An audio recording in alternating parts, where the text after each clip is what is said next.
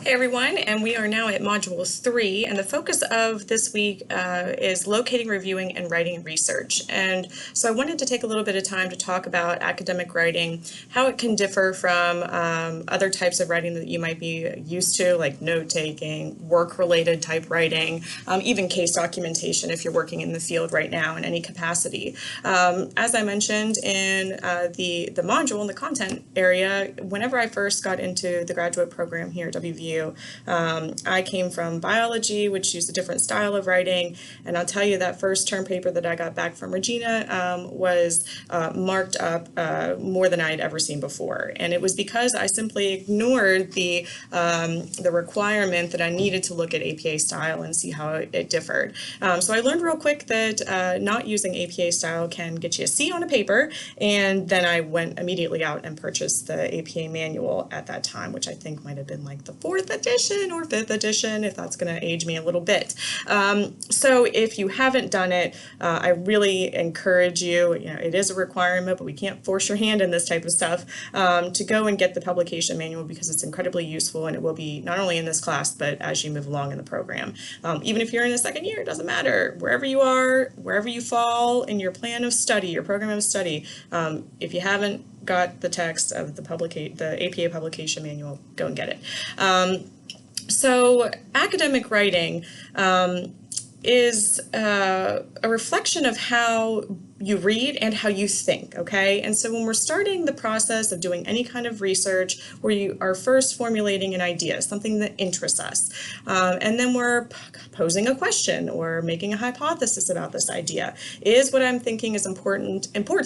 Has research already been done on this? If so, what does it say? What type of research has been done, and what were the results of that research? So when we're getting into the writing process and these pre-writing steps, which that's where you all are right now, think about how important it is to select articles and pieces of literature that are meaningful, that really reflect the idea that you're trying to get to. And when you do that, and when you've selected pieces of literature that are meaningful and you're reading through them, you want to do it critically. And part of the purpose of doing that, reading articles critically, focusing on their introduction, their literature review, their discussion and potential limitations for that study, is to help you think about how you might be writing your paper, to help frame your ideas and the process of writing for you. Effective writing requires so much more than technical competency. You can memorize the APA style guide, the 6th edition, if you want, front to cover, or front to back. You can have it all down and know exactly how you should be writing. But in order to write well and effectively, you also have to have critical thinking skills. You have to be able to filter through the articles that pop up whenever you've typed in those search terms in WVU Library's search field, and you've got 1,500 articles that pop up. You have to be able to critically think about which ones actually matter to you for the purpose of whatever piece of literature you might be trying to write. So you have to be able to filter through the titles, you have to be able to filter through the abstracts to critically evaluate whether or not the research that has been done and has been published and is out there for you to review is useful for your topic area. You have to be able to present an argument when you're effectively writing any kind of research, term paper, whatever it might be, because you're presenting an idea and you're trying to convince the reader that your idea matters, that the results of your study matter, and that it matters for the greater good of the profession. You have to be able to understand the evidence being presented to you, and so when we're getting into evaluating and analyzing these research articles, and with this class you're going to be learning what a good hypothesis might look like versus a bad hypothesis, what the results of a research study mean, when something has a lot of error, how does that affect the results? When we haven't looked at a large enough population, can we really attribute the results to the greater population of people out there? So you're going to be looking at the evidence presented within these articles. You're going to be looking at any kind of theoretical foundation. and making sure that it all aligns with what you will eventually be writing. And when you're reading through pieces of literature, when you're reading through your own literature review, or in this case for this week, an annotated bibliography, you want to make sure that the content really reflects, again, your topic area, what your focus is, and that the structure makes sense. And one of the things that was taught to me a long time ago was that writing is recursive, and there's a structure to how we write. And so again, even though you're in this pre-writing process, it's important to think about how, when you're writing any kind of article, if you're writing for this class, like the program evaluation, for the program evaluation project, you're always going to be circling back to your original idea, what you're presenting, or your hypothesis. And so when you're going through and looking at your annotated bibliography, for example, let's say you are focused on or you're wanting to look at any kind of research out there around trauma-informed counseling for individuals that have spinal cord injuries.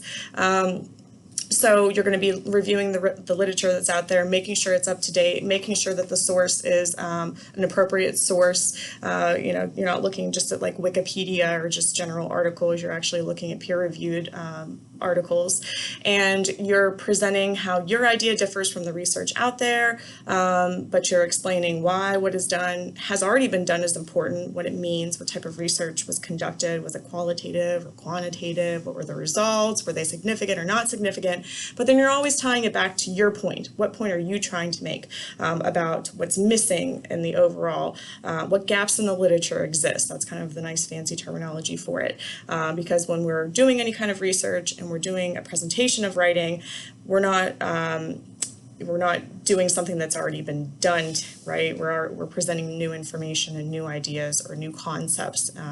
So writing is recursive. It's circular, right? We always just continue to keep coming back. And that happens as we continue to conduct research and as we edit and revise documents, because that's part of the process as well.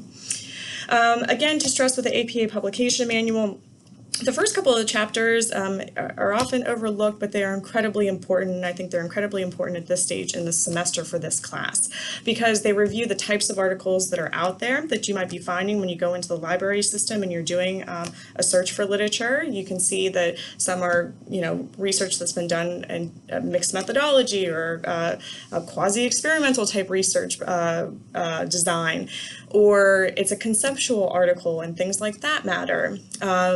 Or it's a review of a textbook that's out there, and does that actually matter for what you're looking at for this class?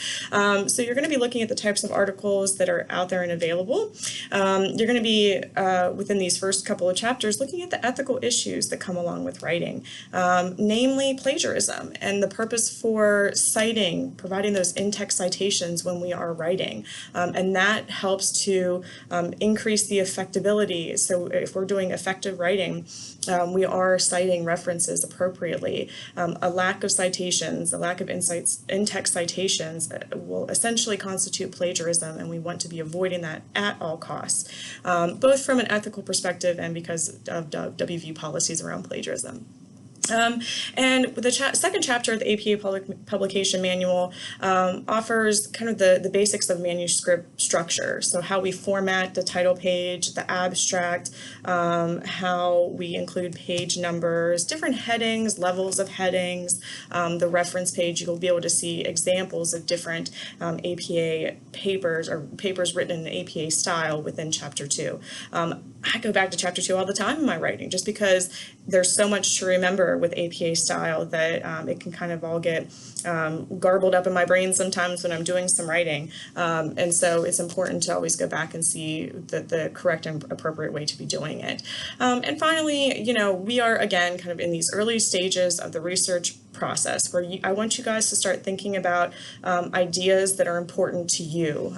So again, we're looking at kind of that overall program evaluation aspect where you're evaluating different counseling agencies and the programs and thinking about what might be missing and how you're going to evaluate that and impact some change within an agency or organization. So I want you to be thinking about what matters to you, what topics in counseling and rehabilitation counseling really interest you enough to talk about them for the next 14 or so weeks. So that's where I wanted to kind of begin our assignments with homework number 1. I want you to pick a topic, start doing some research around the topic, general research, go look at the literature. I provided a number of references for you guys that are from the WVU library system on APA writing, style guides, documentation, a comparison of different citation managers. Be cautious of citation managers. They are not always completely correct, and so you need to go back and recheck the work that they've produced for you. But I want you to start kind of going through the system, familiarizing yourself with WVU libraries. Maybe you just graduated and this is, a piece of cake. You know how to review pieces of literature like the back of your hand, and that's fantastic. This should be relatively easy. But for any of you that might be out of practice with using this type of system and searching for literature and articles, I really wanted to provide you with some time this week to refresh your memory on how that can be done. And please let me know if you have any questions about it as well. But for this week's homework, what you're going to be doing is picking 5 different articles, peer-reviewed journal articles, and reviewing them for an annotated bibliography. The grading for this is really simple, okay? You have 5 different articles that you're going to be including in the bibliography. You're going to get 2 points total for each of the 5, so 10 points for the entire assignment. And so for each article that you're putting in your bibliography, I'm going to be grading you on the actual reference and whether it was formatted correctly and in APA style, and then looking at the annotated bibliography section of it to make sure that it makes sense, that it's clear, concise, and all kind of relates back to your topic. So hopefully any kind of feedback that I give you now will be useful as you continue writing with this class later on, and maybe make your lives a little bit easier later on. So with that, I'll leave you to the rest of the content for the week, and we will talk soon.